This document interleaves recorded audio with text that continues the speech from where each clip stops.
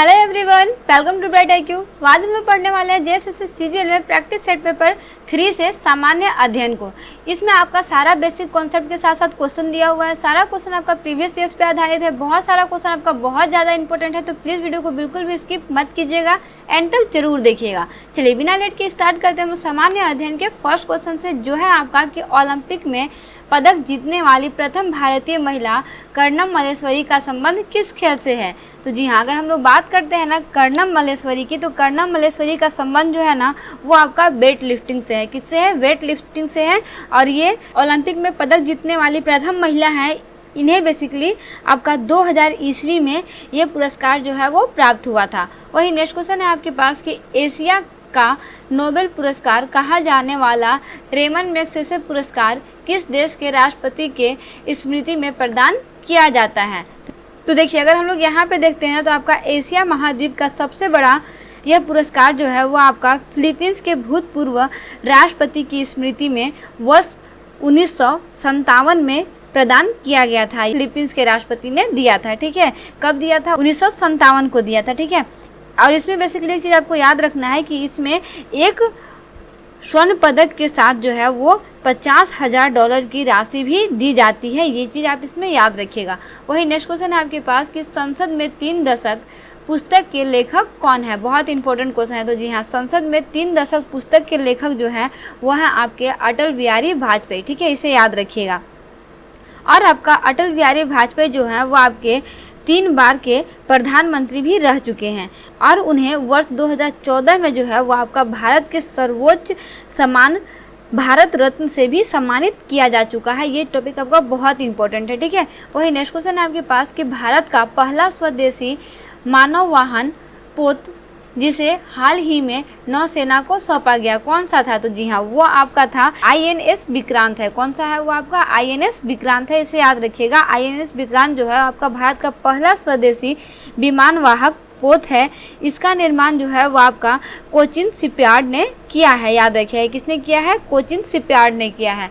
वही next question है आपके पास कि इनमें से किस देश की मुद्रा वान है। तो देखिए, वान जो है ना वो आपका कोरिया का मुद्रा है। आप कोरिया में कौन सा यहाँ पे उत्तर कोरिया दक्षिण कोरिया दिया है। तो जी हाँ, इसमें आपका दोनों ही आंसर होगा ना कि आपका वान जो है वो आपका उत्तर कोरिया और दक्षिण कोरिया दोनों का मुद्रा है। वही नेक्स्ट क्वेश्चन है आपके पास कि निम्नलिखित में से कौन सा युग्म सही सुमेलित नहीं है। यहाँ पे आपको सही सुमेलित बताना है कि इसमें से कौन सा ऐसा है जो आपका गलत है, सही नहीं है। तो देखिए, अगर हम लोग यहाँ पे देखते हैं ना, बेसिकली इसमें क्या है कि भीतरी अभिलेख के जो आपके शासक है वो है आपके स्कंद गुप्त का, ठीक है। तो याद रखिएगा कि यहाँ पे भीतरी अभिलेख में स्कंद गुप्त का शासन है, जो आपका गुप्त साम्राज्य के शासक थे। याद रखिएगा। वही नेक्स्ट क्वेश्चन है आपके पास कि निम्नलिखित में से कौन सा सुमेलित है, मतलब इसमें से कौन सा ऐसा है जो आपका सही है। तो देखिए, ये आपका बहुत इंपॉर्टेंट क्वेश्चन है। आप बहुत मतलब आप इसको कहिए कि ये क्वेश्चन बना ही क्यों था। इसमें आप जितना भी देश देख रहे हैं, जितना भी राजधानी देख रहे हैं, वो सारा का सारा सेम है। रूस की राजधानी मॉस्को है, वहीं जर्मन का राजधानी जो है आपका बर्लिन है, वहीं पुर्तगाल का राजधानी जो है वो आपका लिस्बन है। डेट मीन्स करेक्ट आंसर क्या हो जाएगा? सभी सुमेलित जो है वो आपके सही है। वहीं आगे बढ़ते हैं, देखते हैं इसका नेक्स्ट क्वेश्चन। तो इसका नेक्स्ट क्वेश्चन है आपके पास कि दिए गए विकल्पों में से कौन सा स्थान भारत चीन विवाद से संबंधित नहीं है। संबंधित है नहीं, संबंधित नहीं है। तो देखिए, वो आपके हैं सर क्रीक। सर क्रीक का संबंध जो है ना वो आपका भारत चीन विवाद से नहीं है। बेसिकली इनका विवाद से है, लेकिन किस विवाद से? तो आपका सर क्रीक जो है वो आपका गुजरात में स्थित है, और इस क्षेत्र का संबंध जो है ना वो आपका भारत पाकिस्तान विवाद से है, ना कि भारत चीन विवाद से है, ठीक है। वही नेक्स्ट क्वेश्चन आपके पास कि भारतीय संविधान के किस अनुच्छेद का संबंध भाषाओं से है। तो देखिए, इसका आपका सोच समझ के आंसर दीजिएगा। बहुत इंपॉर्टेंट क्वेश्चन है। तो जी हाँ, भारतीय संविधान के 8वीं अनुसूची का संबंध जो है वो आपका भाषाओं से है। इसमें टोटल आपका 22 भाषाओं को शामिल किया गया है। याद रखिएगा। वही नेक्स्ट क्वेश्चन आपके पास कि मध्यकालीन भारतीय राजाओं के संदर्भ में निम्नलिखित में से कौन सा कथन जो है वो आपका सही है। सही कथन को आपको बताना है, ठीक है। तो देखिए, अगर हम लोग यहाँ पे देखते हैं ना, तो आपका सही कथन जो है वो आपका ऑप्शन नंबर 4 है कि फिरोज तुगलक ने गुलामों को एक अलग विभाग स्थापित किया था। देखिए, जो इन्होंने अलग विभाग स्थापित किया था, अगर उसमें आपका नाम पूछा है तो उसका नाम था आपका दीवान ए बंदगान। दीवान ए बंदगान को इन्होंने अलग जो है वो एक विभाग जो है वो स्थापित किया था। ठीक है, इसमें आपको ये टॉपिक को याद रखना है।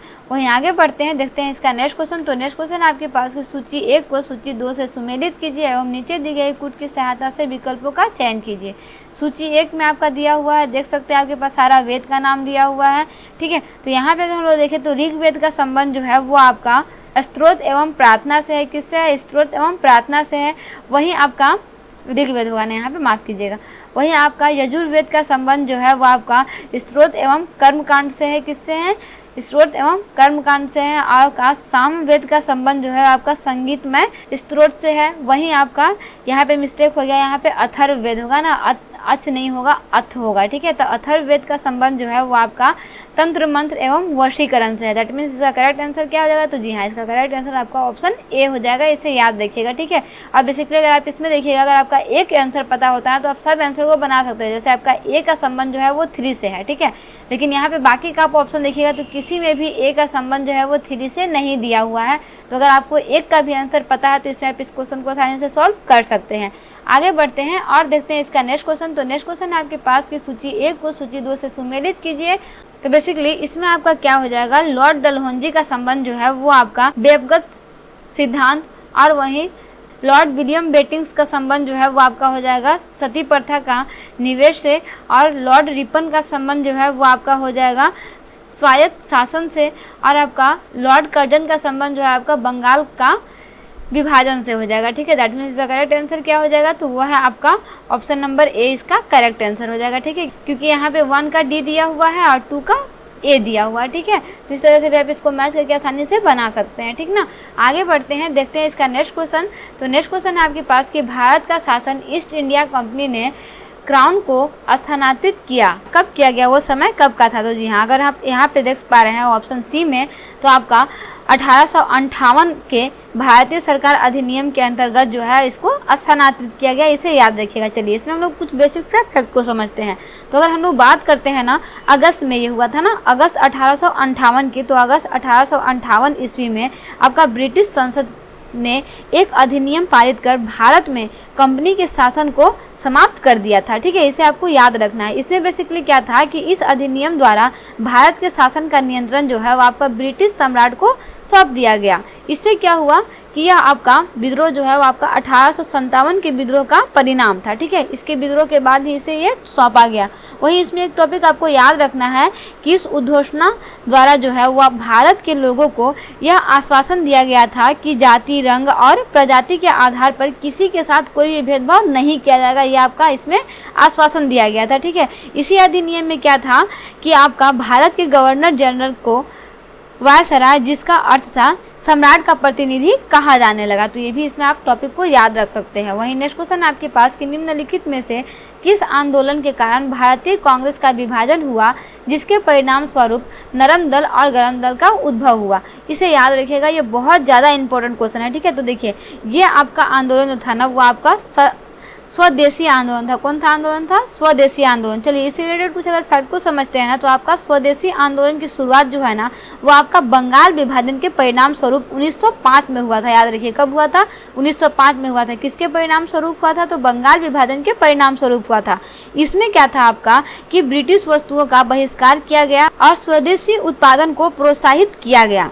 इससे बेसिकली क्या था कि जो आपका गरम दल और नरम दल की बात की जा रही है ना यहाँ पे, तो अगर हम लोग देखते हैं गरम दल का, तो गरम दल के नेता जो थे वो आपके अरविंद घोष थे, बाल गंगाधर तिलक थे, बिपिन चंद्र पाल थे, और साथ ही साथ लाला लाजपत राय जो थे, ये आपके स्वदेशी आंदोलन को पूरे देश में लागू करना चाहते थे। जबकि आपका वहीं नरम दल पंथी का क्या था कि इसे सिर्फ बंगाल तक ही सीमित रखना चाहते थे, और इसी की वजह से आपका जो है एक तरह का ये आंदोलन भी छिड़ा था। और इसी तरह से इन लोगों का मतभेद जो है वो बढ़ने लगा। धीरे धीरे क्या हुआ कि इनका बढ़ते मतभेद के बीच जो है वो आपका 1907 में कांग्रेस के शुद्ध अधिवेशन में कांग्रेस नरम दल व गरम दल में विभाजित हो गई। इस तरह से आपका दो दल जो है वो अलग अलग हो गया। तो आपको याद रखना है कि ये भी आपका किस परिणाम स्वरूप हुआ था, और ये नरम दल और गरम दल जो है वो कब विभाजित हुआ था, तो वो समय था आपका 1907 का। ठीक है, इसमें क्या था आपका कि आपका जो नरम दल के लोग थे, गरम दल के लोग थे, ये पूरे देश में इसे लागू करना चाहते थे स्वदेशी आंदोलन का, जबकि आपके नरम दल के पंथी जो थे वो सिर्फ इसको बंगाल तक ही सीमित रखना चाहते थे, है ना, जिसके कारण ये आंदोलन जो है वो आपका हुआ था। वही नेक्स्ट क्वेश्चन है आपके पास कि निम्नलिखित में से एक भारतीय सरकार अधिनियम 1935 की मुख्य विशेषता नहीं है, मतलब इसमें से कौन सा ऐसा है जो आपका इसकी विशेषता नहीं है। तो देखिए अगर हम लोग यहाँ पे देखते हैं ऑप्शन बी में ना, तो आपका क्या है कि अवशिष्ट विषय प्रांतीय आवंटित किए गए थे, ठीक है। तो ये आपकी ये विशेषता जो है वो आपका सही नहीं है ना। देखिए अगर हम लोग यहाँ पे देखते हैं तो आपका 1935 के भारतीय सरकार अधिनियम द्वारा स्थापित होने वाले संघ में अवशिष्ट शक्तियाँ जो थे वो आपके गवर्नर जनरल को प्रदान की गई थी, है ना, इसलिए आपका कथन जो है यहाँ पे गलत हो जाएगा। तो बेसिकली इस तरह से हम लोग सामान्य अध्ययन प्रैक्टिस सेट पेपर 3 से पार्ट 1 को कंप्लीट कर चुके हैं। नेक्स्ट पार्ट में हम लोग इससे आगे के क्वेश्चन को सॉल्व करते हैं। चलिए देखते हैं हम लोग इसका नेक्स्ट क्वेश्चन।